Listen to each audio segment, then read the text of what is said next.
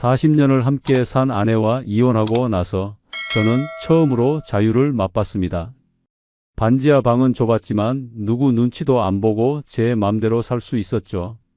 등산도 다니고 친구도 사귀고 정말 행복했습니다. 그런데 2년 뒤 전 아내가 제 친구와 재혼했다는 소식을 들었을 때, 그리고 수술실 앞에 혼자 누워 있을 때 저는 깨달았습니다. 제가 버린 게 지루한 일상이 아니라 함께 늙어갈 마지막 동행이었다는 것을요. 오늘 제 이야기를 끝까지 들어주시면 황혼 이혼을 결심하기 전에 꼭 생각해 봐야 할 것들을 알게 되실 겁니다. 그리고 어느 지역에서 시청하고 계신지 댓글 한 번씩만 부탁드립니다. 여러분의 생각도 듣고 싶습니다. 그럼 지금부터 제가 겪은 이 모든 이야기를 있는 그대로 말씀드리겠습니다. 본문에 앞서 구독과 좋아요는 저희에게 큰 힘이 됩니다. 저는 올해 68, 이름은 한기태입니다. 평생 건설 현장에서 콘크리트 치고 철근 나르고 겨울엔 손이 얼어 터져도 일했습니다. 월급날이면 봉투를 그대로 아내에게 건네고 저는 막걸리 한 잔으로 하루를 끝내던 그런 인생이었습니다. 새벽 5시면 어김없이 눈이 떠졌고 작업복 주머니에 김밥 하나 넣고 현장으로 향했습니다. 손톱 밑에 시멘트 가루가 끼어 있어도 허리가 뻐근해도 그게 제 일상이었습니다. 젊었을 때는 힘들다는 생각도 안 했습니다. 가족을 먹여 살려야 한다는 책임감 하나로 버텼습니다. 아이들 학원비 내고 아내가 조금이라도 편하게 살 수 있도록 밤늦게까지 일했습니다.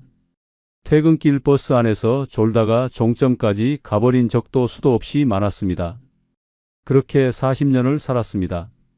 문제는 은퇴 이후부터였습니다. 새벽에 나갈 필요가 없으니 늦게까지 자도 되는데 침대 머리맡에서 바라보는 천장이 그렇게 답답할 수가 없었습니다. 부엌에서 나는 냄새, TV에서 나오는 아침 드라마 소리, 현관에 걸린 낡은 작업복들. 저는 그 안에서 더 이상 쓸모가 없는 사람처럼 느껴졌습니다. 일어나서 씻고, 밥 먹고, TV 보고, 낮잠 자고, 저녁 먹고 다시 자는 일상. 그게 매일 반복됐습니다. 아내와의 대화는 이미 오래전에 끊기다시피 했습니다. 아내가 허리 아프다고 말하면 저는 약통에 있는 거 드시라고 했고, 저는 그저 필요한 말만 툭툭 던졌습니다. 밥상 위에서도 젓가락 부딪히는 소리만 가득했습니다. 저는 그 침묵이 너무 무서웠습니다. 40년을 함께 살았는데 정작 서로에게 할 말이 없다는 게 이상하게도 두려웠습니다. 어느 날 오후 공원 벤치에 앉아 있었습니다. 할 일도 없고 갈 곳도 없어서 그냥 나와 앉아 있었습니다. 그때 아파트 놀이터에서 젊은 아빠들을 봤습니다. 아이를 어깨에 태우고 웃는 얼굴들, 옆에서 사진 찍는 젊은 엄마들, 아이가 미끄럼틀을 타면 함께 박수 쳐주고 넘어지면 달려가서 일으켜 세워주는 모습. 그 모습을 보고 나니 제 삶이 너무나 초라해 보였습니다. 저는 제 아이들에게 그렇게 해준 기억이 없었습니다. 맨날 현장에 나가 있었고 주말에도 특근을 나갔습니다. 아이들 운동회도 한 번 가본 적 없었고 학부모 상담 같은 건 늘 아내 몫이었습니다. 그렇게 일만 하다가 정작 이제 시간이 생기니 아이들은 이미 다 컸고 각자 가정을 꾸렸습니다. 저는 그저 월급 벌어다 주는 기계처럼 살았던 것 같았습니다. 집에 돌아와서도 마음이 편치 않았습니다. 아내는 부엌에서 설거지를 하고 있었고 저는 거실 소파에 앉아 뉴스를 봤습니다. 그런데 화면 속 내용이 하나도 귀에 들어오지 않았습니다. 머릿속에는 온통 한 가지 생각만 맴돌았습니다.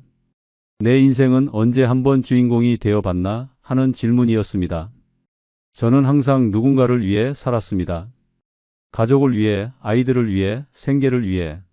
그런데 정작 저 자신을 위해 산 적은 단 한 번도 없었습니다. 좋아하는 취미도 없었고 친구라고 부를 만한 사람도 없었습니다. 그저 현장 동료들과 가끔 막걸리 한 잔 나누는 게 전부였습니다. 그날 밤 잠이 오지 않았습니다. 옆에서 아내의 고른 숨소리가 들렸지만 저는 천장만 바라보고 있었습니다. 이대로 10년, 20년을 더 살 수 있을까? 이 답답함과 공허함을 안고 하루하루를 견딜 수 있을까? 그 생각을 하니 숨이 막히는 것 같았습니다. 다음 날 아침 평소처럼 밥을 먹는데 문득 이런 생각이 들었습니다. 만약 내가 다시 시작할 수 있다면 내 인생을 제대로 살아볼 수 있지 않을까? 물론 나이가 68이지만 요즘 70, 80까지도 건강하게 사는 분들이 많지 않습니까? 저에게도 아직 시간이 남아 있다는 생각이 들었습니다. 그리고 그 시간만큼은 제가 원하는 대로 살아보고 싶었습니다. 그때부터 머릿속에서 한 가지 단어가 떠나지 않았습니다. 이혼. 말로 꺼내기엔 너무 무거운 단어였지만 자꾸만 그 생각이 들었습니다. 40년을 함께 산 사람과 헤어진다는 게 쉬운 일은 아니었습니다. 하지만 동시에 이대로 남은 인생을 보내기엔 너무 아깝다는 생각도 들었습니다. 며칠 동안 고민했습니다. 산책을 나가서도 슈퍼에 장을 보러 가서도 그 생각뿐이었습니다. 혹시 제가 이기적인 건 아닐까? 아내에게 너무 미안한 건 아닐까? 하지만 동시에 저도 제 인생의 주인공이 되고 싶다는 마음은 점점 더 커져만 갔습니다. 결국 저는 결심했습니다. 용기를 내서 아내에게 이야기를 꺼내보기로요. 결심을 하고 나니 오히려 며칠이 더 걸렸습니다. 아침마다 말을 꺼내려다가 입을 다물었고 저녁이면 용기를 내보려다가 또 미뤘습니다. 어떻게 시작해야 할지, 어떤 말로 꺼내야 상처가 덜할지 그런 고민만 계속됐습니다. 사실 상처를 안 줄 방법은 없다는 걸 알면서도 저는 계속 망설였습니다. 그러던 어느 저녁이었습니다. 평소처럼 밥을 먹고 아내가 설거지를 하고 저는 식탁을 닦고 있었습니다. 부엌 형광등 아래서 설거지하는 아내의 뒷모습을 보는데 문득 지금 아니면 또 못 꺼낼 것 같았습니다. 결국 저는 밥상을 다 치운 뒤 조심스럽게 말을 꺼냈습니다. 우리 이혼하자고요. 아내는 행주를 들고 있다가 멈췄습니다. 그리고 천천히 저를 돌아보더니 젓가락을 내려놓고 한참을 저를 바라봤습니다. 그 시선이 너무 무거워서 저는 고개를 들 수가 없었습니다. 한참 뒤에 아내가 한마디 했습니다. 이 나이에 무슨 소리냐고, 또 술 먹었냐고 물었습니다. 저는 술 기운 하나 없는 정신으로 제가 느껴온 공허함과 답답함을 이야기했습니다. 40년 넘게 서로에게 관심도 고맙다는 말도 없이 살았다고요. 아침에 일어나도 할 말이 없고 저녁에 마주 앉아도 침묵만 흐른다고요. 이제는 남은 인생만큼은 저 자신을 위해 살고 싶다고 말했습니다. 제 목소리는 떨리고 있었지만 최대한 차분하게 말하려고 애썼습니다. 아내는 잠시 입을 굳게 다물더니 한숨을 쉬었습니다. 그리고는 이렇게 말했습니다.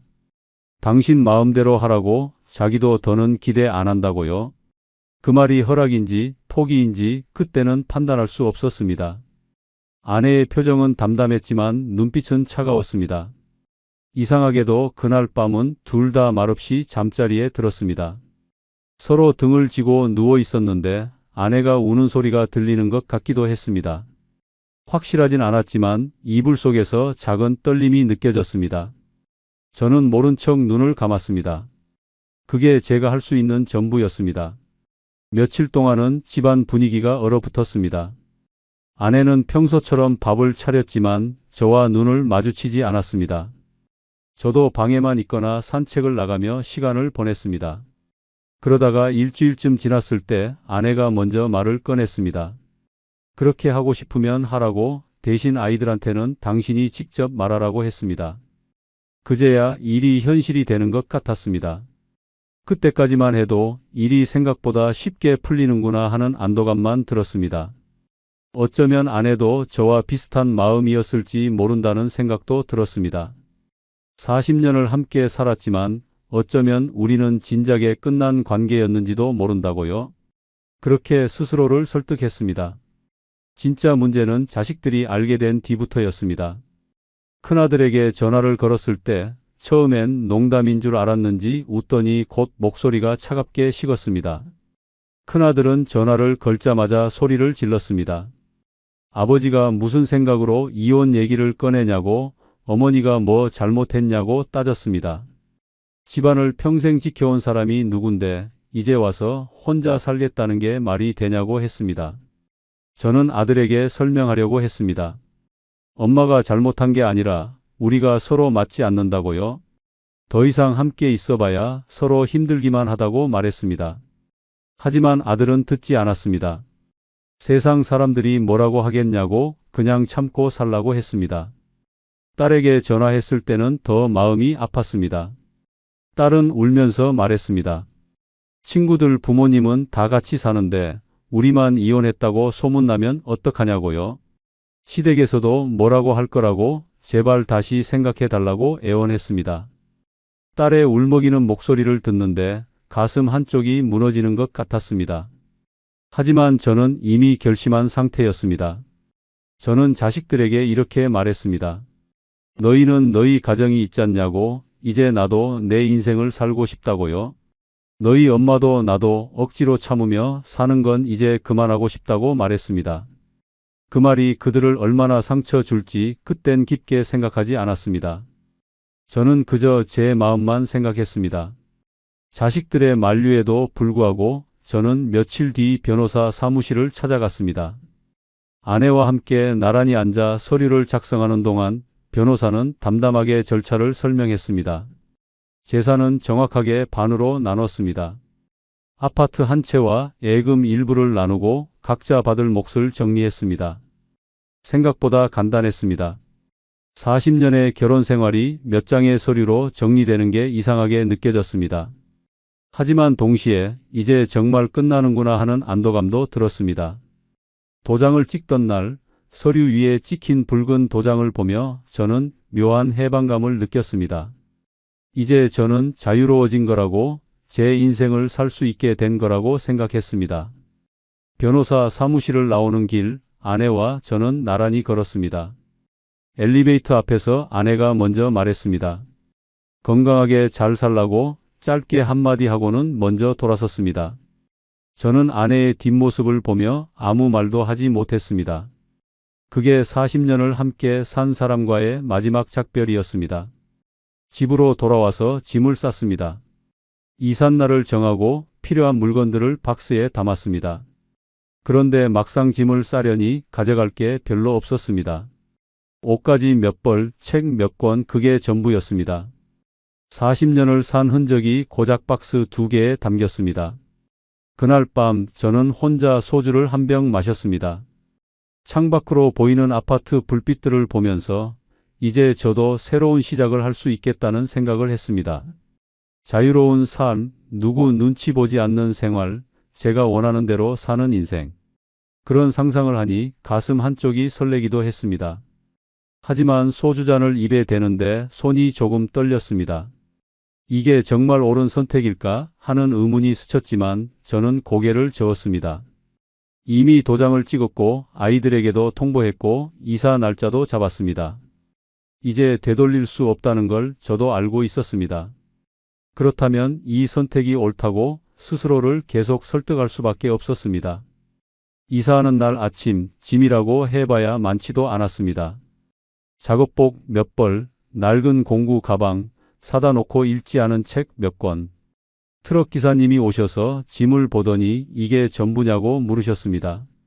네, 이게 전부라고 대답하는데 왠지 쓸쓸한 기분이 들었습니다. 40년을 살아온 흔적이 고작 이 정도밖에 안 된다니 참 허무했습니다. 아파트 현관문을 나서면서 뒤를 돌아봤습니다. 40년을 살았던 집, 아이들이 자랐던 공간, 명절마다 온 가족이 모였던 거실.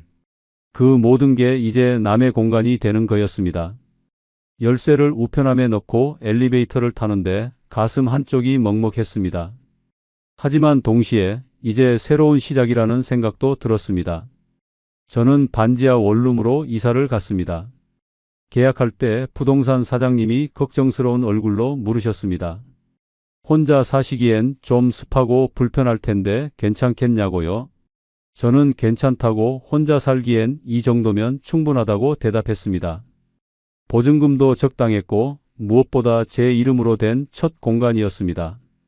짐을 다 풀고 나서 방 안을 둘러봤습니다. 천장은 낮았지만 그 공간은 제 이름을 달고 있는 천나만의 방처럼 느껴졌습니다.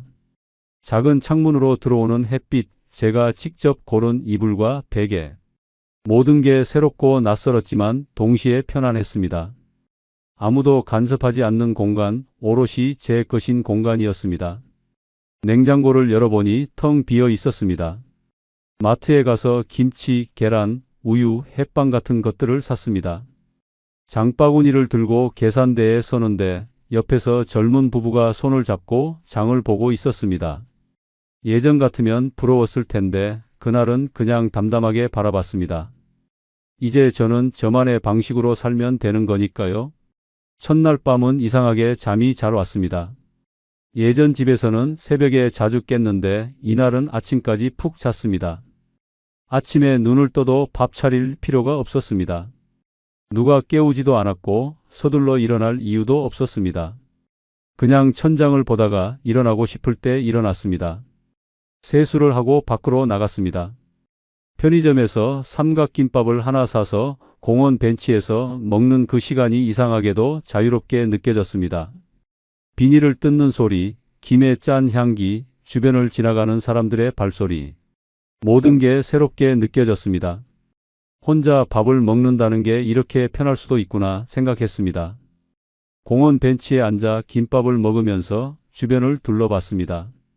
아침 운동을 나온 어르신들, 강아지를 산책시키는 사람들, 출근길에 서두르는 직장인들, 모두가 각자의 일상을 살아가고 있었습니다. 저도 이제 그들처럼 제 일상을 만들어가면 되는 거였습니다. 며칠 뒤 현장 동료에게서 연락이 왔습니다. 오랜만에 만나서 막걸리나 한잔하자고 했습니다. 동네 포장마차에서 만나 제 상황을 이야기했더니 동료는 놀란 표정을 지었습니다. 40년을 같이 산 사람이랑 헤어졌다고 하니 처음엔 믿지 못하는 눈치였습니다. 하지만 제가 요즘 어떻게 지내는지 말하자 동료의 표정이 바뀌었습니다. 형, 잘했네. 이제라도 자기 인생 살아야지 하고 말했습니다. 자기도 집사람이랑 말이 없이 산 지 10년도 넘었다고 부럽다고 했습니다. 그 말을 듣는데 제 선택이 틀리지 않았다는 확신이 들었습니다. 막걸리를 몇 잔 더 마시고 헤어지는 길 발걸음이 가벼웠습니다. 반지하 방으로 돌아오는 골목길이 전혀 외롭지 않았습니다. 오히려 제 발로 제가 원하는 곳으로 걸어간다는 게 뿌듯했습니다. 이게 바로 자유구나 하고 생각했습니다. 며칠 뒤 동네 주민센터에 들렀습니다. 할 일도 없고 그냥 시간을 보낼 곳을 찾고 있었습니다. 입구 게시판에 노인 일자리와 프로그램 안내지가 붙어 있었습니다. 공원 관리, 급식 보조, 그림 교실, 노래 교실, 등산 동호회. 여러 프로그램들이 빼곡하게 적혀 있었습니다. 직원분께 여쭤보니 친절하게 설명해 주셨습니다. 그 중에서 저는 등산 동호회와 사진 교실에 이름을 올렸습니다. 평생 일만 하느라 취미라는 걸 가져본 적이 없었는데 이제라도 시작해 볼까 싶었습니다. 신청서를 작성하면서 왠지 학교 동아리에 가입하는 학생처럼 설레는 마음이 들었습니다. 신청서에 제 이름과 연락처를 적는데 손이 조금 떨렸습니다. 68의 나이에 새로운 걸 시작한다는 게 두렵기도 하고 기대되기도 했습니다. 직원분이 다음 주부터 시작이라고 편한 옷 입고 오시라고 말씀하셨습니다. 주민센터를 나오면서 저는 가슴이 두근거렸습니다. 그날 저녁 저는 스포츠 용품점에 갔습니다. 생전 처음으로 등산화와 배낭을 사면서 마치 청춘을 다시 사는 듯 설렸습니다. 점원이 등산화 끈 묶는 법을 알려주고 배낭 어깨끈을 조절해 줬습니다. 거울 앞에 서서 등산복을 입은 제 모습을 보는데 낯설지만 나쁘지 않았습니다. 68의 나이에 새로운 걸 시작한다는 게 이렇게 기분 좋을 줄 몰랐습니다. 등산화를 신고 가게 안을 걸어보니 발이 편했습니다. 배낭도 생각보다 가벼웠고 주머니도 많아서 실용적이었습니다. 계산을 하면서 점원에게 물었습니다. 등산 처음인데 괜찮겠냐고요? 점원은 웃으며 말했습니다. 나이는 숫자일 뿐이라고 즐기시면 된다고요. 등산 모임 첫날은 주말 아침이었습니다. 새벽같이 일어나 준비를 하고 약속 장소로 향했습니다. 15명 정도 모였는데 다들 저와 비슷한 또래였습니다. 서로 간단히 인사를 나누고 산으로 올라가기 시작했습니다. 처음에는 숨이 찼습니다. 현장 일을 할 때는 힘들지 않았는데 산을 오르니 다리가 무거웠습니다. 하지만 앞서 가던 분들이 기다려주고 괜찮냐고 물어봐 주셨습니다. 천천히 함께 올라가면서 저는 이 사람들과 금방 친해질 수 있겠다는 생각이 들었습니다. 중간중간 쉬는 시간에는 서로 이야기를 나눴습니다. 어디 사시냐, 무슨 일 하셨냐, 자식은 몇 명이냐. 평범한 질문들이었지만 오랜만에 누군가와 대화를 나눈다는 게 좋았습니다. 한 분이 초콜릿을 나눠주셨고 저도 가방에서 물을 꺼내 나눠 마셨습니다. 등산 모임 첫날 산 중턱에서 내려다본 도시는 낯설 만큼 아름다웠습니다. 아파트들이 작은 블록처럼 보였고 도로는 가느다란 선처럼 이어져 있었습니다. 바람이 불어와 땀에 젖은 옷을 식혀줬고 나무 사이로 들려오는 새소리가 평화로웠습니다. 내가 이 나이에 이런 걸 다 해보네 하고 중얼거렸습니다. 숨이 턱까지 차올랐지만 가슴 한쪽은 오랜만에 살아있는 것 같았습니다. 옆에서 누군가 물을 건네줬고 저는 고맙다고 인사했습니다. 정상에 올라가서는 다 같이 사진을 찍었습니다. 오랜만에 웃는 얼굴로 사진을 찍으니 기분이 좋았습니다. 하산하면서 동네 식당에서 해장국을 먹었습니다. 다들 산 이야기, 일상 이야기를 나눴고 저도 조금씩 제 이야기를 꺼냈습니다. 최근에 이혼했다고 하니 몇몇 분들이 고개를 끄덕였습니다. 여기 계신 분들 중에도 비슷한 분들이 많다고 혼자 사는 게 오히려 편하다고 했습니다. 해장국 김이 모락모락 피어오르는 걸 보면서 국물을 한 숟가락 떴습니다. 뜨끈한 국물이 목으로 넘어가니 온몸이 따뜻해지는 것 같았습니다. 함께 밥을 먹는다는 것, 누군가와 이야기를 나눈다는 것, 그게 이렇게 좋은 일인 줄 그동안 몰랐습니다. 그렇게 반년이 훌쩍 지나갔습니다. 매주 모임에 나가고 동네 어르신들과 친해지고 종종 저녁에 치킨을 시켜 혼자 맥주를 마셨습니다. 사진 교실에서는 카메라 다루는 법도 배웠고 찍은 사진을 인화해서 방에 붙여놨습니다. 평일 오후엔 공원을 산책하거나 도서관에 가서 책을 읽었습니다. 반지하 방은 여전히 습했지만 제 공간이라는 게 좋았습니다. 아무도 간섭하지 않고 제가 원하는 시간에 자고 일어났습니다. 보고 싶은 TV 프로그램을 보고 먹고 싶은 음식을 시켜 먹었습니다. 누구 눈치도 보지 않고 제 마음대로 사는 삶이었습니다. 그때까지만 해도 저는 제 선택을 후회하지 않았습니다. 오히려 조금만 더 일찍 나왔어도 좋았겠다는 생각까지 들었습니다. 40대에, 아니 50대에라도 이렇게 살 수 있었다면 얼마나 좋았을까요? 그런 아쉬움이 들 정도로 저는 그 시간이 행복했습니다. 하지만 그 행복이 얼마나 갈지 그때는 전혀 예상하지 못했습니다. 혼자 사는 생활이 익숙해질 무렵 달력을 보니 설날이 다가오고 있었습니다. 예전 같으면 아내가 며칠 전부터 전 부칠 준비를 하고 저는 장을 보러 다녔을 시간이었습니다. 하지만 이번엔 달랐습니다. 반지하 방 달력에 빨간 날짜만 표시되어 있을 뿐 준비할 것도 없었습니다. 문제는 명절이 다가오면서 시작됐습니다. 설 일주일 전쯤 큰아들에게서 전화가 왔습니다. 전화벨이 울릴 때부터 왠지 마음 한구석이 불편했습니다. 아들의 목소리는 평소보다 조금 조심스러웠습니다. 아버지, 설 당일에는 처가 쪽이랑 같이 있어야 해서 전날에 잠깐 얼굴만 보시죠. 그 말을 듣는 순간 가슴이 철렁했습니다. 예전 같으면 당연히 아버지 집에 모여서 전 부치고 밤늦게까지 떠들었을 시간입니다. 큰아들네, 딸네 가족이 다 모여서 손주들 뛰어노는 소리로 집안이 시끄러웠던 그 시간들. 전화를 끊고 나서 저는 한참을 멍하니 앉아 있었습니다. 당연히 저도 명절엔 아이들과 함께 있을 거라고 생각했는데 그게 아니었습니다. 이혼하면서 제가 놓친 게 뭔지 그때 조금씩 느껴지기 시작했습니다. 저는 가족이라는 울타리에서 한 발 벗어난 게 아니라 완전히 밖으로 나온 거였습니다. 설 전날 오후 큰아들 집에 들렀습니다.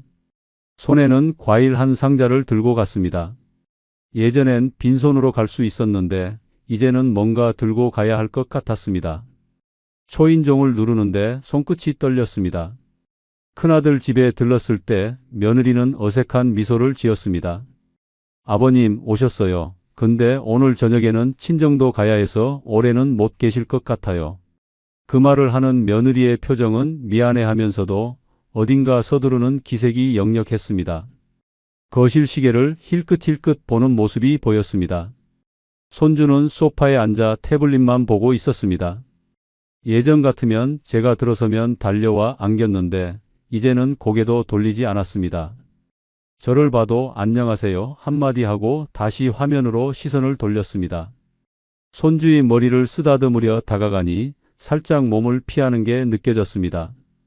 큰아들은 부엌에서 뭔가 챙기느라 바빴습니다. 저는 거실 소파 끝에 앉아서 가방을 무릎 위에 올려놓았습니다. TV에서는 명절 특집 프로그램이 나오고 있었지만 소리만 들릴 뿐 내용은 하나도 들어오지 않았습니다. 벽에 걸린 가족 사진들을 봤습니다. 손주 돌잔치 사진, 가족 여행 사진, 크리스마스 사진. 그 어느 사진에도 저는 없었습니다. 식탁에 앉아 밥을 먹는 동안 대화는 자꾸 끊겼습니다. 며느리가 반찬을 더 가져다 주면서 잠깐 이야기를 나눴지만 금방 침묵이 흘렀습니다. 큰아들은 밥을 먹으면서 핸드폰을 받고 손주는 여전히 태블릿을 보고 있었습니다. 저는 숟가락질만 했습니다. 어색한 공기 속에서 저는 숟가락질만 했습니다. 국을 한 숟가락 떠서 입에 넣었는데 맛이 느껴지지 않았습니다. 예전에는 제가 앉는 자리가 가장자리라는 생각을 한 번도 한 적이 없었는데 그날은 제 자리가 식탁에서조차 좁아진 느낌이 들었습니다. 밥을 다 먹고 나서도 큰아들은 시계를 보더니 슬슬 나갈 준비를 해야 한다고 했습니다. 거실에서 잠깐 더 앉아 있으라고 했지만 저는 일어섰습니다. 바쁠 텐데 더 있으면 안 되겠다 싶었습니다. 현관에서 신발을 신는데 손주가 할아버지 안녕히 가세요 하고 작게 인사했습니다. 예전 같으면 현관까지 따라 나와 손을 흔들었을 텐데 이제는 소파에서 일어나지도 않았습니다. 엘리베이터를 타고 내려오는데 가슴이 답답했습니다. 1시간도 안 되는 시간 동안 있다가 나온 셈이었습니다. 아파트 단지를 나와 버스 정류장으로 걸어가는데 주변에는 명절 준비로 짐을 잔뜩 든 가족들이 보였습니다. 아이들 손을 잡고 걷는 부모들, 큰 쇼핑백을 들고 웃으며 이야기하는 부부들. 저는 그들 사이를 혼자 걸어갔습니다. 딸 집은 더 심했습니다. 설 당일 아침에 전화를 걸었습니다. 언제쯤 올 수 있냐고 물으니 딸의 목소리가 난처해 보였습니다. 아빠, 이번 명절에는 시댁에 먼저 갔다가 시간이 되면 들를게요. 시간이 되면이라는 말이 올지 안 올지 모른다는 말처럼 들렸습니다. 기다리다 지쳐 오후에 다시 전화를 걸었습니다. 언제쯤 오냐고 물으니 딸은 미안하다는 말만 반복했습니다. 아빠, 지금 나갈 수가 없어. 다음에 보자. 그 말 끝에 배경으로 들려오는 아이들 웃음소리는 제가 끼어들 틈이 없는 저와 상관없는 세계의 소리처럼 들렸습니다. 시댁 식구들과 함께 있는 딸의 목소리는 밝았습니다.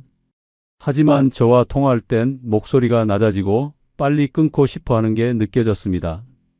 결국 딸은 그날 오지 않았습니다. 다음에 꼭 얼굴 보자는 말만 남긴 채 전화는 끊어졌습니다. 저녁이 되었습니다. 반지하 방으로 돌아와 불을 켰습니다. 편의점에서 산 컵라면을 끓여 먹으면서 TV를 틀었습니다. 명절 특집 프로그램에서는 온 가족이 모여 웃고 떠드는 모습이 나왔습니다. 저는 리모컨으로 채널을 돌렸지만 어느 채널이나 비슷한 내용이었습니다. 컵라면 국물을 마시는데 목이 메는 것 같았습니다. 예전 같으면 이맘때쯤 온 가족이 모여서 전을 먹고 손주들에게 세뱃돈을 주고 밤늦게까지 이야기를 나눴을 시간이었습니다. 하지만 지금 제 앞에는 빈 컵라면 용기만 남아 있었습니다. 창밖을 보니 다른 집 창문마다 불이 켜져 있었습니다. 가족들이 모여 명절을 보내고 있을 불빛들이었습니다. 저는 그 불빛들을 보면서 문득 깨달았습니다. 그제야 조금씩 깨달았습니다. 이혼을 선택한 순간 저는 누군가의 남편 자리뿐 아니라 아이들의 든든한 뿌리라는 자리에서도 한 발짝 물러났다는 것을요. 그게 얼마나 큰 자리였는지 떠나고 나서야 조금씩 느껴지기 시작했습니다. 명절이 지나고 며칠 뒤 등산 모임에 나갔습니다. 다들 명절 어떻게 보냈냐고 물었지만 저는 그냥 조용히 보냈다고만 대답했습니다. 혼자 집에 있었다는 말은 차마 꺼낼 수가 없었습니다. 다른 분들은 자식들이 와서 푹 적였다는 이야기, 손주들 세배 받았다는 이야기를 했습니다. 산을 오르면서도 머릿속은 복잡했습니다. 제가 자유를 택했다고 생각했는데 사실은 외로움을 선택한 건 아닐까요? 가족이라는 짐을 내려놓았다고 생각했는데 사실은 제 삶의 중심을 잃어버린 건 아닐까요? 그런 생각들이 머릿속을 떠나지 않았습니다. 정상에 올라 쉬는 시간에도 저는 멍하니 앉아 있었습니다. 옆에서 누군가 초콜릿을 건네줬지만 입맛이 없었습니다. 눈앞에 펼쳐진 풍경이 예쁘다고 다들 사진을 찍었지만 저는 그냥 바라만 봤습니다. 아무리 아름다운 풍경도 혼자 보면 쓸쓸하기만 했습니다. 그날 이후로 명절이 다가올 때마다 가슴이 답답해졌습니다. 다른 사람들은 가족과 함께 보낼 시간을 준비하는데 저는 그냥 평범한 하루로 보낼 뿐이었습니다. 이혼하면서 잃어버린 게 단순히 배우자가 아니라 가족이라는 소속감 전체였다는 걸 그때 비로소 알았습니다. 명절의 쓸쓸함은 시간이 지나도 쉽게 잊히지 않았습니다. 그 이후로도 저는 등산 모임에 나가고 사진 교실에 다니고 평범한 일상을 이어갔습니다. 하지만 뭔가 달라진 게 있었습니다. 예전처럼 자유롭다는 느낌보다는 혼자라는 감각이 더 크게 다가왔습니다. 반지하 방으로 돌아올 때마다 불 꺼진 창문을 보는 게 점점 무거워졌습니다. 열쇠를 돌려 문을 여는 순간 어둠과 침묵이 저를 맞이했습니다. 불을 켜고 TV를 틀어도 그 소리는 그저 공간을 채우는 잡음일 뿐이었습니다. 누군가와 나눌 이야기도 함께 웃을 사람도 없었습니다. 이혼한 지 2년쯤 되었을 때였습니다. 어느 날 오후 딸에게서 전화가 왔습니다. 평소에도 자주 연락하는 사이는 아니었지만 그날따라 딸의 목소리가 조심스러웠습니다. 아빠, 할 말이 있어서 전화했어 하고 운을 뗐습니다. 순간 불길한 예감이 들었습니다. 전화기를 꽉 쥐고 딸의 다음 말을 기다렸습니다. 한참의 침묵 끝에 딸이 말했습니다. 아빠, 엄마 재혼하셨어. 순간 귀를 의심했습니다. 다시 한번 물었습니다. 뭐라고, 지금 뭐라고 한 거야? 딸은 천천히 또박또박 다시 말했습니다. 엄마가 재혼하셨다고 한 달 전에 조용히 식을 올리셨다고요? 전화기 너머로 딸의 목소리가 들렸지만 제 머릿속은 하얗게 비어버렸습니다. 상대는 예전에 저와 같은 현장에서 일하던 저보다 5살 어린 동료였습니다. 저와 술도 자주 마시던 사람이라 이름을 듣는 순간 얼굴이 떠올랐습니다. 키가 크고 말도 잘하고 사람들 사이에서 인기가 많았던 사람이었습니다. 저와는 달리 유머 감각도 있고 주변을 잘 챙기는 스타일이었습니다. 딸은 계속 이야기를 이어갔습니다. 그 사람은 원래 말도 잘해주고 챙겨주는 스타일이거든요. 엄마 요즘 좋아 보여요. 딸의 말은 칼날처럼 제 가슴을 스쳤습니다. 엄마가 좋아 보인다는 말이 저와 함께 있을 때는 행복하지 않았다는 뜻처럼 들렸습니다. 전화를 끊고 나서 저는 한참을 멍하니 앉아 있었습니다. 재혼이라는 단어가 머릿속에서 맴돌았습니다. 40년을 함께 산 사람이 저와 헤어진 지 2년 만에 다른 사람과 새 가정을 꾸렸다는 사실이 믿기지 않았습니다. 그날 밤 잠이 오지 않았습니다. 천장을 바라보면서 여러 생각이 머릿속을 스쳤습니다. 전 아내가 새로운 사람과 행복하게 사는 동안 저는 이 좁은 반지하 방에서 혼자 늙어가고 있었습니다. 누가 더 잘 사는지 비교하고 싶지 않았지만 자꾸만 그런 생각이 들었습니다. 며칠이 지나도 마음이 편치 않았습니다. SNS를 해본 적 없던 제가 그날 처음으로 큰아들의 SNS를 엿봤습니다. 아들이 핸드폰을 둔 채 화장실에 간 사이 저는 몰래 화면을 켰습니다. 비밀번호를 몰라 들어갈 수 없을 거라 생각했는데 운 좋게 잠금이 풀려 있었습니다. 아들의 SNS를 열어보니 최근 게시물이 보였습니다.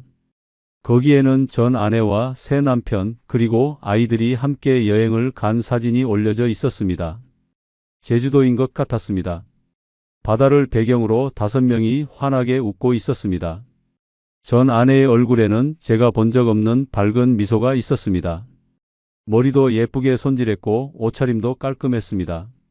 저와 살 때는 늘 수수한 옷만 입고 미용실도 잘 안 가던 사람이었는데 완전히 달라 보였습니다. 새 남편은 전 아내 어깨에 손을 올리고 있었고 손주들은 그 주변에서 장난을 치고 있었습니다. 사진 아래에는 우리 가족이라는 짧은 글이 적혀 있었습니다. 그 가족 안에 저는 없었습니다. 아니, 저는 이미 그 가족에서 지워진 사람이었습니다. 제 자리는 다른 사람으로 채워졌고 아무도 제가 없다는 걸 아쉬워하지 않는 것 같았습니다. 핸드폰 화면을 보면서 눈물이 날 것 같았습니다. 하지만 울 수도 없었습니다. 이건 제가 선택한 길이었으니까요. 제가 먼저 이혼을 요구했고 제가 먼저 집을 나왔으니까요. 마침 그때 허리 통증이 심해져 병원에 갔습니다. 며칠 전부터 허리가 아프더니 어느 날 아침엔 일어나기조차 힘들었습니다. 다리까지 저리고 걷는 것도 불편했습니다. 동네 정형외과에 갔더니 큰 병원에 가보라고 했습니다. 대학병원에서 MRI를 찍었습니다. 검사를 기다리는 동안 주변을 둘러봤습니다. 대부분의 환자들은 보호자와 함께 와 있었습니다. 배우자가 옆에 앉아 있거나 자식이 부축해 주거나 누군가와 함께 있었습니다. 저만 혼자였습니다. 의사는 MRI를 보고 말했습니다. 디스크가 심하게 튀어나와 신경을 누르고 있다고 수술로 신경을 좀 건드려야 한다고 했습니다. 그리고 덧붙였습니다. 보호자랑 같이 설명을 들어야 하는데요. 순간 저는 말문이 막혔습니다. 저 혼자 왔는데요. 의사는 잠깐 저를 바라보더니 괜찮다고 했습니다. 하지만 수술 후에는 누군가 돌봐줄 사람이 필요하다고 가족에게 연락하라고 했습니다. 진료실을 나오면서 저는 한숨을 쉬었습니다. 누구에게 연락해야 할까요? 복도 벤치에 앉아 한참을 고민하다가 큰아들에게 전화를 걸었습니다. 벨이 몇 번 울리고 아들이 받았습니다. 아빠 수술을 해야 한다는데 혹시 시간 좀 낼 수 있냐고 물었습니다. 아들의 대답은 예상했던 대로였습니다. 아빠, 그날 회사에서 중요한 미팅이 있어서 다른 날로 미루면 안 돼요? 저는 의사 선생님이 빨리 해야 한다고 했다고 설명했습니다. 하지만 아들은 난처한 목소리로 말했습니다. 정말 중요한 프레젠테이션이라 빠질 수가 없다고요? 딸에게도 전화했지만 돌아오는 말은 비슷했습니다. 아빠, 애들 시험 기간이라 엄마도 바빠. 미안해. 다음에 내가 갈게. 다음에. 그 말이 언제인지는 아무도 모르는 것 같았습니다. 결국 저는 혼자 입원 수속을 밟았습니다. 병원 창구 직원이 보호자 연락처를 적으라고 했지만 적을 사람이 없었습니다.